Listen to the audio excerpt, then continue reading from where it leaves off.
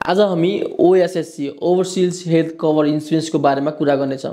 अस्ट्रेलियामा पढ्न खोज्नु भएको सबैजना इन्टरनेसनल स्टुडेन्टले म्यान्डेटरी ओएसएससी लिनुपर्ने हुन्छ। ओएसएससीको धेरै मिसकन्सेप्सनहरू छ, लाइक भिजा रिफ्युज भयो भने हेल्थ इन्सुरेन्स रिफन्ड हुन्छ कि हुँदैन भन्ने कुरा। Number 1, health insurance is always 100% refundable. यदि तपाईँको भिजा रिफ्युज भएको छ भने, त्यो पनि विदिन 7 to 15 डेजमा। भिजा रिफ्युज भएको विदिन 17 to 15 डेजमा तपाईँको मजाले हेल्थ इन्सुरेन्सको सबै कस्ट टोटल्ली रिफन्ड हुन्छ है।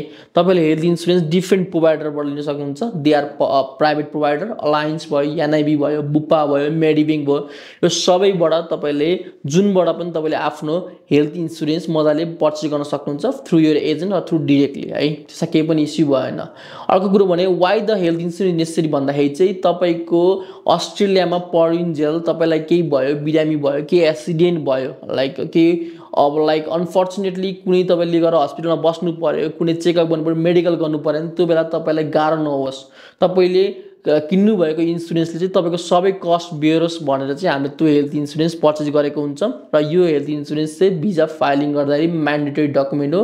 यो भिजा फाइलिङ गर्दा पर्चेस नगरिकन हामीले भिजा फाइल गर्न मिल्दैन है। तपाईँलाई यस्तै कुरा धेरै थाहा पाउन मन छ भने kindly visit cloud education visa services and will help you. Thank you.